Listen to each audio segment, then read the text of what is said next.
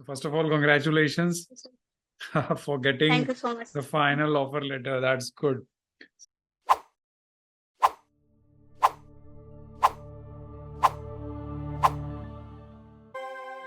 Before final interview, whether they have checked your certifications, कुछ सारे documents का Yes check sir, हुआ? they have checked my grades.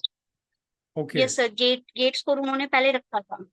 अच्छा, Yes sir, ठीक है. सर्टिफिकेट रखा था. ओके, तो Yes sir, फिर वो उसके बाद फाइनल में इंटरव्यू सर. से पहले ही सारे डॉक्यूमेंट वेरिफिकेशन हुए? यस सर, उन्होंने पहले ही सारे डॉक्यूमेंट्स वेरीफाई किए थे. ठीक है. देन सर मतलब पैनल के अलावा एक टीचर थी, उन्होंने सारे डॉक्यूमेंट्स रखे थे, मतलब गेट स्कोर कार्ड अपने पास में रखा था. एंड देन सर और सारे डॉक्यूमेंट्स उन्होंने ही दे थे. ठीक है. सर देन पैनल में जाने के बाद में सर उन्होंने सबसे फर्स्ट क्वेश्चन जो आपने बताया वही था कि Okay. आपके पास में JRF नहीं है, स्कॉलरशिप नहीं है, तो Okay. आप कंफर्टेबल हो या नहीं हो. सर सबसे पहले फर्स्ट क्वेश्चन यही था. और सर ठीक ऐसा है. नहीं था कि डायरेक्ट सिर्फ इंग्लिश में कम्युनिकेशन था, बहुत लैंग्वेज में था सर, इंग्लिश भी हिंदी में मिक्स लैंग्वेज था. ठीक तो है. सर उन्होंने सबसे पहले यही क्वेश्चन किया था कि आपके पास नहीं है स्कॉलरशिप तो आप कैसे मैनेज करोगे. तो आपने जैसे बताया था कि बोल देना, मतलब एक दो सर, एक तो वाई स्कॉलरशिप बोला था मैंने, एक उसके अलावा मैंने एक देखा था something lady Tata memorial trust है सर, वो भी प्रोवाइड करवाते हैं करेक्ट. विमेन के लिए. तो सर करेक्ट. मैंने उनको नाम बताए थे, तो उन्होंने बोला कि फिर ठीक है, अगर आप मतलब हम और फेलोशिप अवेल करवा सकते हैं, बट अभी के लिए ये काफी है. मैंने कहा हाँ मैं अभी के लिए कंफर्टेबल हूँ, आगे चल के हम फेलोशिप अवेल करवा सकते हैं. ठीक है. देन सर उन्होंने जाके मेरे से पूछा कि जैसे हमारे मेरे वाले डिपार्टमेंट में रिसर्च प्रपोजल नहीं मांगा था उन्होंने पहले. तो सर बाद में उन्होंने बोला कि रिसर्च प्रपोजल तो नहीं है, अगर मतलब हम आपसे ओवरऑल क्वेश्चंस पूछे या आपके पास कुछ स्पेसिफिक टॉपिक है. तो सर आपने हेल्प की थी रिसर्च प्रपोजल बनाने में, like liquid neural network based approach for the neurodegenerative disorder. तो सर मैंने बोला कि मैं नहीं, मेरा टॉपिक है, आप उससे क्वेश्चन पूछ लीजिए. तो सर जैसे उनका जो रिसर्च एरिया था उसके अंदर था आर्टिफिशियल इंटेलिजेंस और machine learning for the biomedical data analysis. तो सर उससे ही रिलेटेड हमारा टॉपिक था. फिर मैंने उनको बताया कि आप इस टॉपिक से पूछ लीजिए. मैंने उनको अपना रिसर्च प्रपोजल दिया. उन्होंने उसमें से बहुत सारे क्वेश्चंस पूछे, लाइक क्या है लिक्विड न्यूरल नेटवर्क, कैसे है, जैसे कंप्लीट प्रोसीजर पूछा. बाद में सर उन्होंने बोला कि हमारे यहाँ पे न्यूरो डिजनरेशन पे वर्क ही नहीं हो रहा है. तो मैंने कहा कि न्यूरो डिजनरेशन पे हमें वर्क सर करना ही नहीं है, क्योंकि हमें कोई डिजीज स्टडी थोड़ी ना करनी है, डेप्थ में नहीं जाना हमें न्यूरो डिजनरेशन के. बट हम ये कर सकते हैं, हमारा बेसिक वर्क ये होगा कि हॉस्पिटल्स के अंदर जाएंगे, उनसे कनेक्ट करेंगे, कोलैबोरेट करेंगे और उनका डेटा लेंगे. तो सर मैम की वहां पे उन्होंने बोला कि कोई भी हॉस्पिटल हमें अपना डेटा क्यों देगा, कोई भी पेशेंट क्यों देगा कि तुम वर्क कर लो उस पे. तो सर मेन प्रॉब्लम ये थी. तो सर ये बात तो सही है कि कोई भी क्यों ही देगा अपना डेटा. तो सर उन्होंने बोला बाद में कि अगर हम तुम्हारे न्यूरो डिजनरेशन वाले वर्ड को हटा के अगर हम किसी प्रोटीन पे वर्क करें with the help of neural network और मशीन लर्निंग, तो आप कंफर्टेबल हो. तो सर आपने एक वीडियो में बोला था कि अगर वो थोड़ा सा मॉडिफाई करने को बोले तो बोल देना यस आई एम कंफर्टेबल. तो सर मैंने उनको बोला कि हाँ सर मैं कंफर्टेबल हूँ, मुझे कोई इश्यू नहीं है. ठीक है. फिर सर बाद में उन्होंने मुझे मशीन लर्निंग का प्रोसीजर पूछा कंप्लीट, कि मशीन लर्निंग का क्या प्रोसीजर है. तो सर मैंने उनको सारे स्टेप्स बताए, जैसे पहले डेटा कलेक्ट करना है, देन प्री प्रोसेस करना है, एनालाइज करना है, इवेलुएट करना है, फिर मॉडल्स प्रिपेयर करने. तो कंप्लीट जो प्रोसीजर मशीन लर्निंग का, तो मैंने वो बताया. फिर उन्होंने सर मेरा CV देखा था. तो CV के अंदर मेरी स्किल्स में था Python and machine learning, basics of Python and machine learning. तो सर जो वहाँ पे एक मैम थी उनको वो सबसे ज्यादा इम्प्रेसिव लगा कि मुझे पाइथन एंड मशीन लर्निंग का थोड़ा एक्सपीरियंस है. तो उन्होंने बोला कि अगर हम पाइथन और मशीन लर्निंग का यूज करके अगर प्रोटीन पे वर्क करना चाहेंगे तो आप एग्री हो. तो सर मैंने उसी टाइम पे यस बोल दिया था. तो सर एक यही पॉइंट था, तब मुझे लगा था कि हाँ यहाँ से हाँ हो सकती है. And what about CV? Yes sir. CV तुमने कैरी किया था अपने साथ? यस सर, CV कैरी किया था मैंने, सारे डॉक्यूमेंट्स के फोटो कॉपीज कैरी किए थे वहां पैनल में भी जाके. तो सर उन्होंने वहां पे सब कुछ देखा था कि क्या है, मतलब सारे डॉक्यूमेंट्स वेरीफाई किए थे. तो तुम्हारा और CV CV पैनल में जितने भी लोग थे उनके पास कैसे पहुंचा? सबने सबने देखा था सर, सबने पैनल में मतलब जितने भी तुमने थे सबने मेरा सीवी। अंदर जाने के बाद सबको डिस्ट्रीब्यूट किया था, या उस तुम्हारे इंटरव्यू से पहले ही उनको पहुंच चुका था? नहीं, अंदर जाने के बाद में सर। मतलब तुमने अपने से। पहले सर उनके पास में मेरा डीयू एप्लीकेशन फॉर्म था। हाँ, वो तो प्रेस ही होती है। That is the press, like whatever you have filled in your ये application form, that must be there. But resume तुमने खुद अपने से दिया था, yes correct? Okay, that is the best yes strategy. Sir, yes sir, वो sir, yes sir. Okay. And sir फिर और उसके बाद में उन्होंने यही प्लीज प्लीज कंटिन्यू कंटिन्यू। यही बोला था उसके बाद में उन्होंने कि अगर हम मतलब थीसिस लिखेंगे बाद में, वर्क करेंगे इसके ऊपर, तो बस सिर्फ प्रोटीन होगा सर। बट उन्होंने ये बोला था कि अगर पाइथन मतलब हम यूज भी कर सकते हैं पाइथन लर्निंग का और नहीं भी। सो तो दैट इज सर गुड। मतलब दोनों ऑप्शन बेसिक है। तो मेन मैम का यही था कि उनको लगा था कि मुझे पाइथन एंड मशीन लर्निंग में इंटरेस्ट है। तो सर आज बायो इन्फॉर्मेटिक्स में अगर हम कुछ भी करेंगे, मेन वहाँ पे बायो इन्फॉर्मेटिक्स में ही वर्क है, तो सर उसके अंदर हम मशीन लर्निंग का यूज करेंगे तो ईज हो जाएगा हमें वो वर्क बाय करने के लिए। डिफॉल्ट आ जाएगा, करेक्ट। इसलिए आई थिंक उनको ये चीज ठीक लगी। अच्छा, कितने पैनल में कितने लोग थे? 5 sir, 5 teacher. 5। And how many students were there? Means तुम्हारा जब नंबर आया तो लाइक हाउ मेनी? पहले कितने थे? सर ऑनलाइन एंड ऑफलाइन था सर वहाँ पे, ओके, ऑनलाइन दो ऑफलाइन दोनों बोथ चल मोड रहा थे। था। Yes sir, so sir I think like 22 to 23 students थे सर। ऑफलाइन में शायद 12 या 13 थे एंड अदर्स ऑनलाइन थे। ओके। एंड ये कुछ पता चला कि कितने लोग फेलोशिप वाले थे और कितने नॉन फेलोशिप वाले? कुछ ऐसा डिस्कशन नहीं सर, नहीं ये समझ तो आया? नहीं पता लगा। बट नहीं सर, बट सर एक ओके। चीज और पता लगी है आज ही, कि जैसे 9 स्टूडेंट सेलेक्ट करने थे उनको, हम्म। मतलब ओके, टोटल सीट्स 9 ही अवेलेबल थी।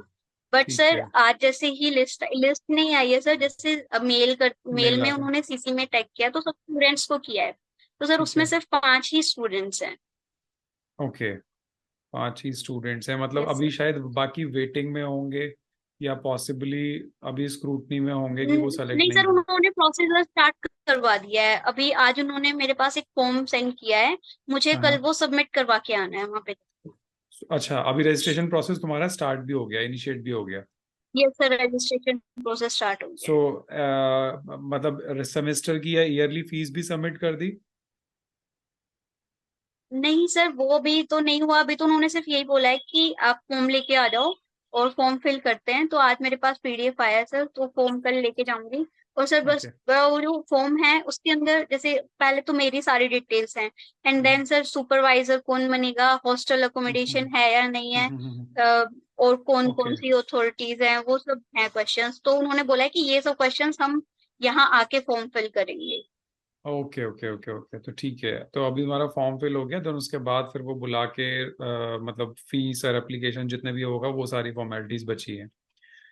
तो यस सर। ओवरऑल जो लोग अभी जाने वाले हैं, क्योंकि अभी तो बहुत सारे इंटरव्यू पेंडिंग है, that your was the first की इंटरव्यू भी हो गया, रिजल्ट भी आ गया और रजिस्ट्रेशन भी हो गया, that is very good. Because बहुत ही कम टाइम में सारी चीजें कंप्लीट हुई यस है। That's perfectly fine. अभी ये बताओ, जो लोग बाकी जाने वाले हैं, सो व्हाट मतलब तुम्हारे एक्सपीरियंस के अकॉर्डिंग, बिकॉज तुम्हारे इतने छोटे से पीरियड में बहुत ज्यादा एक्सपीरियंस हुआ, इंटरव्यू भी दिया, फेलोशिप भी नहीं थी, सारे क्वेश्चंस फेस किए। So what message you want to convey to those who are in a interview, जो कल जिनका है, आज तो सपोज जिनका हो गया, और जो नेक्स्ट आने वाले टाइम में जाने वाले हैं। So what you will feel, जो भी तुमको समझ आए, तो कुछ ऐसे पॉइंट्स बताओ जिसके बेसिस पे उनको प्रॉब्लम ना हो और वो इंटरव्यू सक्सेसफुली दे के आए। यस सर, सर सबसे पहली बात तो कॉन्फिडेंट रहना है। बिल्कुल करेक्ट। भी सर फेस पे ये नहीं आना चाहिए कि हम घबरा रहे हैं या कुछ प्रॉब्लम आ रही है। सर बिल्कुल। आपने जो इंटरव्यू लिया था वो वाला कॉन्फिडेंस सर मुझे वहीं से ही आया था सर, क्योंकि दैट्स गुड। मेरा कभी ऐसे इंटरव्यू नहीं हुआ है, तो डायरेक्ट कभी कांटेक्ट नहीं हुआ है कि मैं कहीं इंटरव्यू देने जा रही हूँ। ये फर्स्ट इंटरव्यू था। तो सर सबसे पहली चीज आपने भी यही बोला है, स्माइल फेस के साथ जाना और कॉन्फिडेंस के साथ जाना है। सर उसके बाद जो हमने टॉपिक सिलेक्ट किया है या नहीं, मतलब जो जैसे भी है, जैसे भी वहां से हमें इंस्ट्रक्शंस मिली हैं, वो टॉपिक मतलब इतना ज्यादा क्लियर होना चाहिए कि वो कुछ भी पूछ सकते हैं। हमें वो टॉपिक मतलब उसके अंदर से कुछ भी पूछा तो हमें एक एक वर्ड पता होना चाहिए। बेसिकली सर जो रिसर्च प्रपोजल है वो उसके अंदर से वर्ड्स उठा के क्वेश्चंस करते हैं।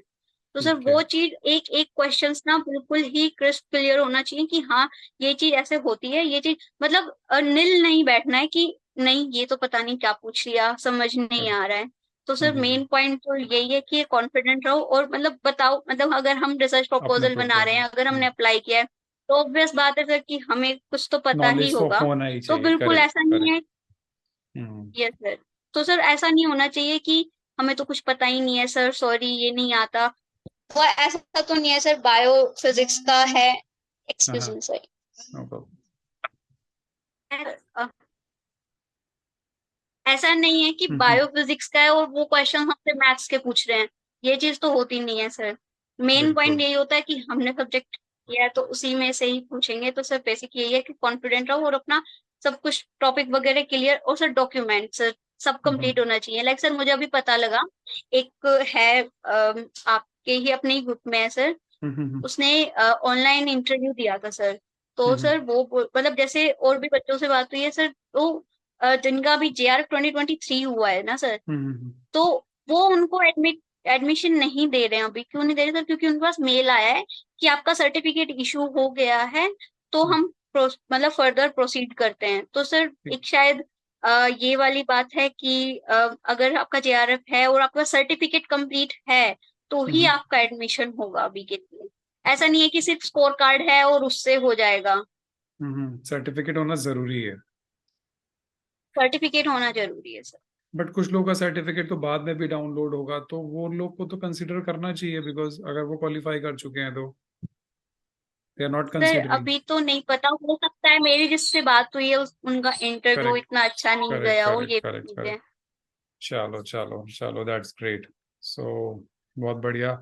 जब मुझे बहुत अच्छा लगा बिकॉज हम लोग का जो इंटरेक्शन हुआ था for the mock interview specially, हम लोगों ने काफी पॉइंट डिस्कस किए थे और तुमने जितने भी रिस्पॉन्स बताए, so I recall each and every questions which we have discussed. और अगर वो इतना फायदा कर गया तो that's very good, because yes basically sir. यही चीजें देखी जाती हैं जो हम लोगों ने डिस्कस की थी, क्या आंसर देने, और आंसर्स के भी ऑप्शन होने चाहिए।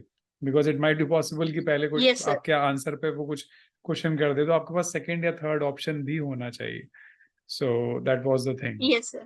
सो I am seriously very happy कि अपने लोगों का मॉक इतना अच्छा गया कि विदाउट हैविंग एनी फेलोशिप मैं दोबारा यही चीज बोलूंगा यस कि उसके बाद भी कॉन्फिडेंस के बाद वो लोग इस कॉन्फिडेंस में आके तुमको लिया, बिकॉज बाकी लोग का दिमाग में ये होता है कि we don't have any JRF, तो हमको तो नहीं लेंगे, हम तो नेट है, हम तो सिर्फ गेट हैं, तो क्यों लेंगे हमको, सर मेरे है ना। भी माइंड में यही था कि स्कॉलरशिप नहीं है तो हो सकता है JRF को कंसिडर करें क्योंकि उनके पास करेक्ट, मतलब ज्यादा चांसेस हैं। बट सर ऑप्शंस जैसे ही हैं। रिस्पॉन्स आया तो सर बहुत चलो ज्यादा चलो ऐसा ही हुआ कि नहीं गेट वाले भी कर चलो सकते हैं। चलो, दैट्स ग्रेट। Again congratulations. चलो ज्वाइन करो interview, will share your experience once you in the PhD, और PhD is a very long journey, so take it very seriously। और जैसे अच्छे से अभी इंटरव्यू दिया कॉन्फिडेंस के साथ, वैसे ही अपनी ये PhD की जर्नी जल्दी से खत्म करके you will achieve the best places in your future। So my best wishes with you। Thank you. Thank you, thank you so much। Thank Congratulations once again, Vaishnavi।